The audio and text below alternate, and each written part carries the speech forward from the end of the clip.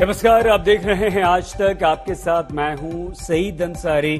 3 बजे के इस बुलेटिन की शुरुआत हम उत्तराखंड के राजनीतिक घटनाक्रम से कर रहे हैं। उत्तराखंड में आज मुख्यमंत्री के रूप में पुष्कर सिंह धामी शपथ लेने जा रहे हैं, लेकिन इससे पहले उन्होंने आज सुबह से लेकर अब तक पार्टी के वरिष्ठ नेताओं से मुलाकात की है। उनके नाम पर कुछ नेताओं के बगावत की खबरों के बीच धामी की ये मुलाकातें काफी अहम मानी जा रही हैं। तीरथ सिंह रावत पूर्व मुख्यमंत्री से उन्होंने मुलाकात की, भुवन चंद्र खंडूरी से जाकर मिले, सतपाल महाराज से उन्होंने मुलाकात की, यानी कि उत्तराखंड के बीजेपी के हर बड़े नेता से जाकर वो मिल रहे हैं और उनसे सामंजस्य बैठाने और अपने समर्थन में उन्हें लाने की कोशिश कर रहे हैं। तो आज उत्तराखंड के नए मुख्यमंत्री के रूप में पुष्कर सिंह धामी शपथ लेने जा रहे हैं। अब से कुछ देर बाद यानी कि शाम 5 बजे देहरादून में शपथ ग्रहण का कार्यक्रम होगा। 11वें मुख्यमंत्री के रूप में धामी को कल बीजेपी ने यह जिम्मेदारी सौंप दी थी। आज वो शपथ ले लेंगे।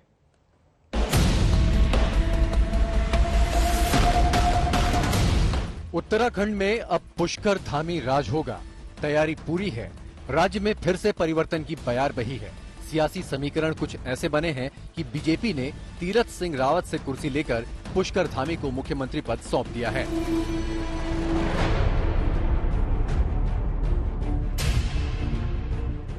शाम 5 बजे राजभवन में शपथ ग्रहण तय है, जहां सीएम के रूप में पुष्कर धामी पद और गोपनीयता की शपथ लेने जा रहे हैं। कोई नाराजी नहीं है और मुझे नहीं लगता है कि उत्तराखंड में कोई नाराज होगा। सब लोग खुश हैं कि बहुत अच्छा निर्णय किया गया। शपथ कौन लेने वाले? देखिए, शपथ का तो आज मुख्यमंत्री जी की शपथ होगी और उसके बाद ही निर्णय होगा कि कौन कौन है।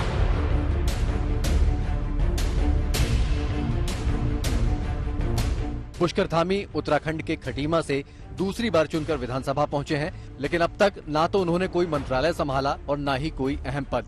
फिर भी बीजेपी ने उन पर भरोसा जताया है। मेरी पार्टी मेरी माँ है। जैसे एक हमको जन्म देने वाली माँ होती है, एक जहाँ हम जन्म लेते हैं वो जन्मस्थली माँ होती है, उसी प्रकार से मेरी पार्टी भी मेरी माँ है। उन्होंने मुझे हमेशा एक आंचल की छांव देने का काम किया है, मेरा विकास किया है, मुझे यहाँ तक पहुँचाने, बिना पृष्ठभूमि के विधायक बनाया, बहुत सारे दायित्वों को दिया। तो आज पार्टी ने मुझे मुख्य सेवक के रूप में यहाँ पर काम करने का अवसर प्रदान किया है। तो मैं पूरे प्राणों प्रण से जो मेरी पार्टी की अपेक्षाएं हैं, मेरी माँ की जो अपेक्षाएं हैं और जनता की अपेक्षाएं हैं, उनको पूरा करने के लिए हर संभव प्रयास करूँगा। देहरादून में बीजेपी विधायक दल ने पुष्कर धामी के नाम पर अपनी सहमति जताई। उस बैठक में बतौर पर्यवेक्षक केंद्रीय कृषि मंत्री नरेंद्र सिंह तोमर मौजूद थे। सूत्रों की माने तो बैठक में धामी के अलावा किसी दूसरे नाम पर चर्चा तक नहीं हुई। सिर्फ पुष्कर सिंह धामी का नाम रखा गया और सबकी सहमति से उन्हें अगला मुख्यमंत्री चुन लिया गया। 2022 में भारतीय जनता पार्टी पहले की तरह ही बहुमत प्राप्त करके सरकार बनाएगी। भारतीय जनता पार्टी ने एक नए नौजवान नेता को मुख्यमंत्री के रूप में सर्वसम्मति से चुना है। मुझे आशा है पुष्कर धामी जी के नेतृत्व में भारतीय जनता पार्टी यशस्वी होगी और उत्तराखंड का विकास नए आयाम को छुएगा। पार्टी का फैसला होते ही पुष्कर धामी राजभवन पहुंचे। वहां राज्यपाल बेबी रानी मौर्य से मुलाकात की और सरकार बनाने का दावा पेश कर दिया। अपने नेता को नई जिम्मेदारी मिलते देख समर्थकों की खुशी का ठिकाना नहीं है। देहरादून से लेकर खटीमा तक जश्न शुरू हो गया। पुष्कर सिंह धामी के शपथ लेने के बाद उनकी राहें इतनी आसान नहीं है, क्योंकि आने वाले वक्त में 2022 में भाजपा को चुनाव में आना है। ऐसे में उनके विपक्षी दल और इसके अलावा दिल्ली से आम आदमी पार्टी ने भी उत्तराखंड में धमक दे दी है। ये बहुत बड़ा मुद्दा है उनके पास, क्योंकि वक्त उनके पास बहुत कम है और चुनाव बिल्कुल सर पर है। 10 मार्च को तीरथ सिंह रावत ने त्रिवेंद्र सिंह रावत की जगह ली थी। महज 4 महीने के बाद तीरथ सिंह रावत भी हटा दिए गए। उनकी जगह अब पुष्कर धामी हैं। उनके सामने कई चुनौतियां हैं। राज्य के लोगों की उम्मीदों पर खरा उतरने का चैलेंज है, तो 6 महीने बाद होने वाले विधानसभा चुनावों में बीजेपी की नैया पार लगाने की भी चुनौती है। घर वालों को भरोसा है कि पुष्कर धामी किसी को निराश नहीं करेंगे। लोगों के साथ साथ पार्टी की उम्मीदों पर भी वो खरा उतरेंगे। प्रयास रहता है कि उनकी समस्याओं को हम लोग सुने, उनकी समस्याओं का समाधान करें, जो भी हमसे हो सकता है, और मैं करती हूँ और आगे भी जो है करते रहेंगे। जो उनका सपना है कि उन्होंने पूरे प्रदेश का जो है की सेवा उनको आज ये करने का अवसर मिला है, मैं समझती हूँ कि वो बखूबी निभाएंगे और हम लोग भी पूरा प्रयास। तमाम चुनौतियों और बगावत की खबरों के बीच आगे का सफर पुष्कर सिंह धामी के लिए आसान नहीं है। खटीमा से राजेश छाबरा और देहरादून से पौलमी साहा के साथ दिलीप सिंह राठौड़, आज तक।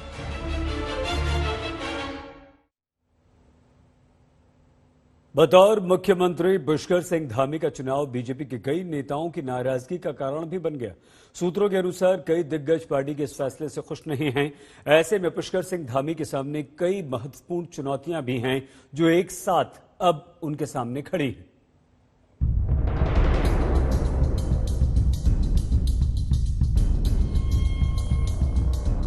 त्रिवेंद्र सिंह रावत ने 3 साल 11 महीने 23 दिन तक कुर्सी संभाली। फिर तीरथ सिंह रावत ने 3 महीने 25 दिन और अब उनका भी पत्ता कट गया। आगे पुष्कर धामी उत्तराखंड की गद्दी संभालेंगे। धामी को तीरथ सिंह रावत से कुर्सी मिली है। धामी कह रहे हैं कि पार्टी के कई सीनियर उनसे ज्यादा अनुभवी हैं, जिनका मार्गदर्शन उन्हें मिलता रहेगा। जितने भी लोग, चूंकि हमारे यहाँ पार्टी में सभी लोग, चूंकि संवैधानिक व्यवस्था है, हमारे यहाँ लोकतंत्र है, सभी लोग अपनी अपनी दावेदारी भी करते हैं, सबको जो है आगे आने का अवसर भी होता है। लेकिन पार्टी देश काल परिस्थिति के हिसाब से फैसला करती है। और जो मेरे सीनियर लोग हैं वो सब, और जो लोग पार्टी में जो दावेदार थे, वो सारे के सारे बहुत काबिल हैं, वो मेरे से भी काबिल हैं। मैं उन सब के साथ मिलकर जो उत्तराखंड की जनता का हित है, हमारी पार्टी का जो काम है, उसको आगे बढ़ाने का काम करूंगा। बीजेपी ने बदलाव का फैसला किया है, लेकिन पुष्कर धामी के लिए आगे की राह में कई चुनौतियां हैं। चुनौती नंबर 1, बीजेपी को बड़ी जीत दिलाना। अगले साल उत्तराखंड में चुनाव है। बीजेपी ने पुष्कर धामी पर भरोसा जताया है ताकि इस बार के चुनाव में भी बड़ी जीत हासिल हो। चुनौती नंबर 2, उत्तराखंड में सत्ता बरकरार रखना। इस साल 5 राज्यों में चुनाव हुए, जिनमें से 2 राज्यों में ही बीजेपी की सरकार बन पाई। ऐसे में बीजेपी की बड़ी चुनौती अगले साल होने वाले चुनावों को लेकर है। उत्तराखंड में इसकी जिम्मेदारी पुष्कर धामी के नेतृत्व पर ही होगी। चुनौती नंबर 3, कम समय में छवि सुधारना। लगातार मुख्यमंत्री बदलने के बाद से विपक्ष बीजेपी पर हमलावर है। विरोधियों की कोशिश है कि बीजेपी के खिलाफ लोगों के बीच पहुंचे। धामी के सामने इससे निपटना भी बड़ा चैलेंज होगा। चुनौती नंबर 4, पार्टी के वरिष्ठ नेताओं से तालमेल। दूसरी बार विधायक बने पुष्कर धामी और उन्हें सीएम की कुर्सी मिली है। ऐसे में पार्टी के वरिष्ठ नेताओं का सहयोग भी उनके सामने बड़ा चैलेंज है। चुनौती नंबर 5, बागियों को एकजुट करना। सबसे अहम चैलेंज है बगावत। सूत्रों के मुताबिक कल बीजेपी विधायक दल की बैठक में पुष्कर धामी के नाम का ऐलान होते ही सतपाल महाराज, हरक सिंह रावत और यशपाल आर्या मीटिंग से बाहर निकल गए। माना जा रहा है उन्हें धामी के नाम पर ऐतराज था। कहा जा रहा है कि पार्टी के कई विधायक धामी को सीएम बनाए जाने के फैसले से खुश नहीं हैं। जो बहुत बड़ा चैलेंज उनके सामने है वो है रूठों को मनाना, क्योंकि एक नहीं बहुत से ऐसे लोग हैं जो पार्टी आला कमान के इस फैसले से नाराज बताए जा रहे हैं। सूत्रों की माने तो लोग दिल्ली दरबार में दस्तक देने लगे हैं। ऐसे में उनको साध कर चलना पुष्कर सिंह धामी के लिए सबसे बड़ा चैलेंज होगा। हालांकि पार्टी ऐसी खबरों को खारिज कर रही है। जहां तक मेरी जानकारी है, शायद ही कोई विधायक इस बात को लेकर के नाराज हो। हमारी एक अनुशासित पार्टी है और सब लोग एक अनुशासन के अंदर काम करते हैं। मुझे नहीं लगता है कि किसी को किसी तरह की कोई दिक्कत पुष्कर सिंह धामी जी से हो। केवल चेहरा बदला है मुख्यमंत्री का, बाकी सोच वही है जो भाजपा की है। निरा अफवाह है, बिल्कुल गलत बात है। कोई किसी में निराशा नहीं है, सब मजबूती के साथ सरकार के साथ खड़े हैं। लगातार मुख्यमंत्री बदलने को लेकर कांग्रेस बीजेपी पर निशाना साध रही है। कांग्रेस के मुताबिक बीजेपी ने उत्तराखंड में अस्थिरता फैलाने का काम किया है। भारतीय जनता पार्टी ने उत्तराखंड के अंदर राजनीतिक अस्थिरता फैलाने का काम किया और लोगों के घाव पर जो है मरहम के बजाय नमक छिड़कने का काम। अभी पुष्कर धामी के पास विधानसभा चुनाव तक 8 महीने का वक्त है। देखना होगा कि अपनी पार्टी की उम्मीदों पर वो कितना खरे उतरते हैं और विरोधियों को कितना झूठा साबित कर पाते हैं। दिल्ली से आशुतोष मिश्रा और देहरादून से पौलमी साहा के साथ दिलीप सिंह राठौर, आज तक।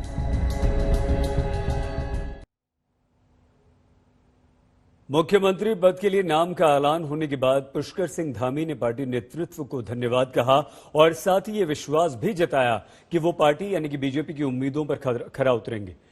पुष्कर सिंह धामी से बात की है हमारी संवाददाता पौलमी साहा ने। इस डिसीजन को आप किस तरह से देखते हैं, क्या कहना चाहेंगे?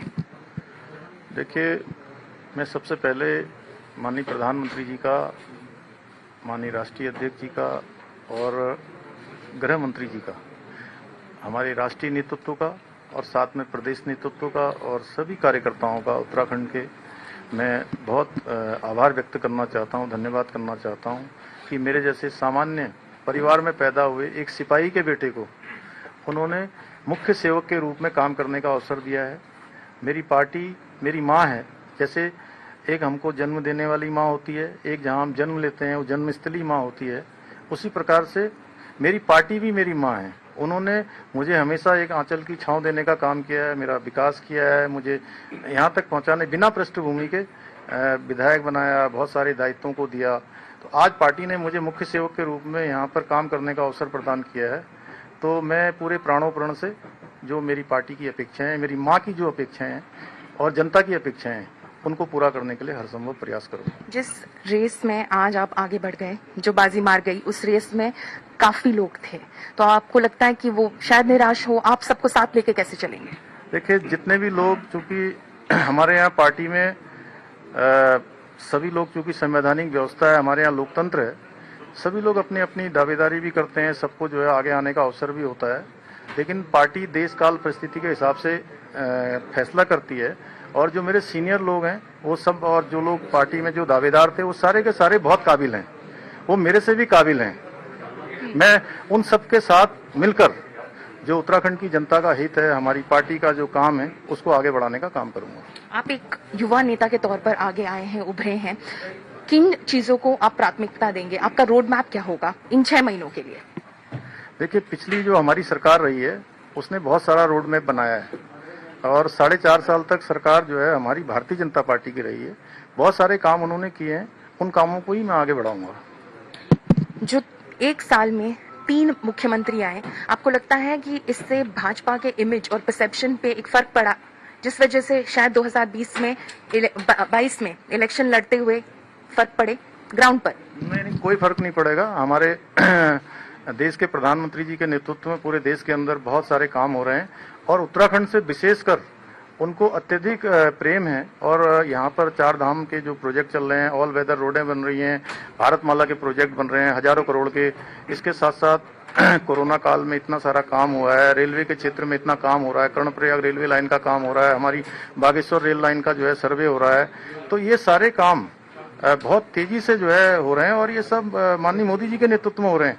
इसलिए उत्तराखंड की जनता अच्छी तरह जानती है किसने काम किया है और किसने केवल तुष्टिकरण किया है। आप मानते हैं कि जो कोविड मैनेजमेंट हुआ है स्टेट का, वो सही से हुआ है? हाँ। कुंभ मेले के दौरान काफी सारी बातें हुई थी कि सुपर स्प्रेडर इवेंट है, फेक टेस्टिंग रैकेट सामने आया था। नहीं, उस पर तो सब कार्रवाई चली रही है, लेकिन यहाँ पर कोरोना काल में उत्तराखंड के अंदर बहुत अच्छा काम हुआ है।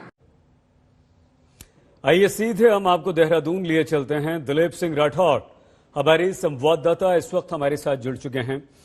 दिलीप, एक बार फिर से बीजेपी की तरफ से मुख्यमंत्री को लेकर चौंकाने वाला फैसला और उत्तराखंड में लगातार दूसरी बार चौंकाने वाला ये नाम मुख्यमंत्री के तौर पर, किस तरह से इस फैसले को आप देखते हैं?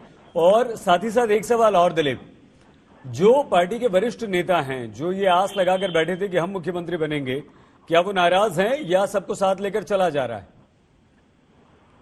सही, देखिए, नाराजगी अभी बरकरार है पूरी तरह से, क्योंकि सुबह से जिस तरीके से मीटिंग्स का दौर जारी है, दुष्यंत कुमार वहां मौजूद थे, कुलदीप कुमार वहां मौजूद थे और प्रदेश अध्यक्ष मदन कौशिक वहां मौजूद थे उनके आवास पर, और जिस तरीके से विधायकों का लगातार आना जाना वहां पर था और जिस तरीके से नाराजगी उनके चेहरों पर दिखाई दे रही थी और उनका ना आना यहाँ पर दिखाई दे रहा था, तो वो साफ जाहिर करता है कि वो बेहद नाराज है। बहुत साफ है। पुष्कर सिंह धामी के साथ जो ये ताज है, ये बहुत अच्छा संकेत नहीं है उनके लिए, क्योंकि ये ताज पूरी तरह से कांटों भरा है। जैसे कि फूलों का गुलदस्ता कल दिया गया था, वो सही मायने में कांटे बेहद ज्यादा है उसमें। सब लोग ये आस लगा के बैठे थे। जिस तरीके से नाम चल रहा था, धन सिंह रावत का नाम चल रहा था, सतपाल महाराज का नाम चल रहा था, जैसे कि सुफाल का नाम चल रहा था, सबको ये उम्मीद तो दिलीप ये बताइए कि उत्तराखंड में ऐसा तो नहीं है कि बीजेपी के पास मुख्यमंत्री के लिए नेता नहीं है, नाम नहीं है, बड़े बड़े नाम उत्तराखंड में हैं। ऐसे में फिर अगर धामी आगे आए हैं तो इसके पीछे कारण क्या है? देखिए, जिस तरीके से लोगों की गुटबाजी चल रही थी, यहाँ पर अलग अलग गुट बटे हुए हैं, चाहे वो हरक सिंह रावत की बात करें हम, या फिर सतपाल महाराज की बात करें, या फिर जो अन्य नेता हैं, कुमाऊं के नेता हैं, गढ़वाल के नेता हैं, उनकी गुटबाजी की बात करें, तो शायद आला कमान ने यही सोचा कि एक नए चेहरे को लाया जाए जो अभी तक गुटबाजी में शामिल नहीं है। यही रीजन है कि एक नए चेहरे को मौका दिया गया। सिर्फ 44 साल कंप्लीट किए हैं और उत्तराखंड के इतिहास में अभी तक ऐसा पहली बार है कि एक युवा चेहरे को मौका दिया गया है। 2 बार युवा मोर्चे के अध्यक्ष रहे हैं, छात्र राजनीति में रहे हैं। उत्तर प्रदेश दिलीप, हम दोबारा आते हैं आपके पास। बहुत धन्यवाद फिलहाल आपका दिलीप।